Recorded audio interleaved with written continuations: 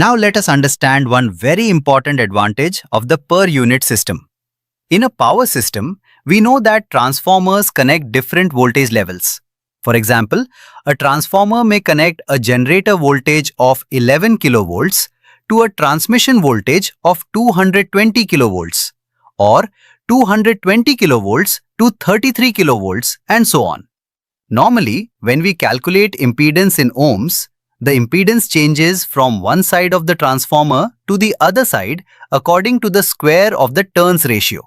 So if we want to refer the impedance from the secondary side to the primary side or from the primary side to the secondary side, we have to multiply or divide by the square of the voltage ratio. This makes the calculation lengthy and sometimes confusing when many transformers are present in the system. But the great advantage of the per unit system is that the per unit impedance of a transformer remains the same on both sides of the transformer, provided that the base MVA is the same and the base voltage on each side is chosen according to the transformer voltage ratio. In other words, if the base voltage on the secondary side is selected in proportion to the transformer turns ratio, then the per unit impedance will have the same value on the primary side as well as on the secondary side. Because of this property, we do not need to transfer impedances from one side of the transformer to another side when working in the per unit system. All impedances of generators, transformers, transmission lines, and other equipment can be directly connected together in a single impedance diagram. This greatly simplifies fault calculations, load flow studies, and power system analysis.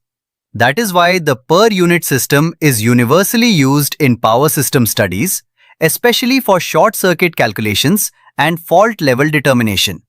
So in summary, the per unit system simplifies calculations, removes the difficulty of multiple voltage levels, and allows us to analyze a complex power system in a very convenient and systematic way.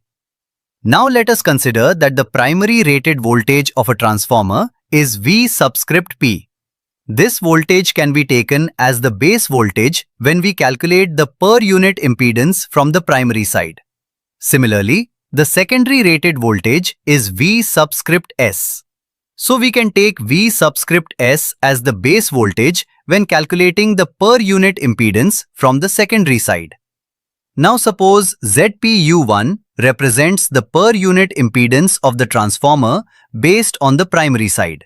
Then we can write the expression as ZPU1 equals ZP multiplied by MVA divided by VP square. Here, ZP is the impedance of the transformer referred to the primary side. Now let us write the per unit impedance based on the secondary side. That can be written as ZPU2 equals ZS multiplied by MVA divided by VS square. Here, ZS is the impedance of the transformer referred to the secondary side. Now first we establish the relation between ZP and ZS.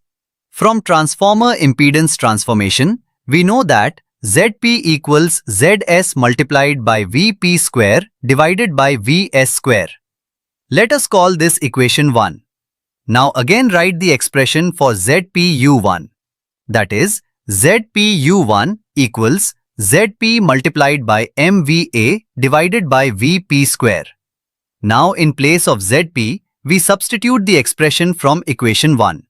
So the expression becomes ZPU1 equals ZS multiplied by VP square divided by VS square multiplied by MVA divided by VP square.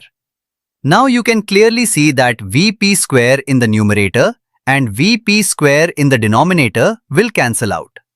After cancellation, the expression becomes ZPU1 equals ZS multiplied by MVA divided by VS square.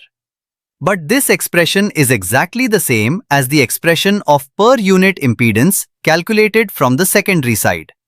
That means ZPU1 equals ZPU2. So we have proved that the per unit impedance of a transformer calculated using the primary base voltage is equal to the per unit impedance calculated using the secondary base voltage. In simple words, the per unit impedance of a transformer remains the same on both the primary side and the secondary side. Hope you got the idea.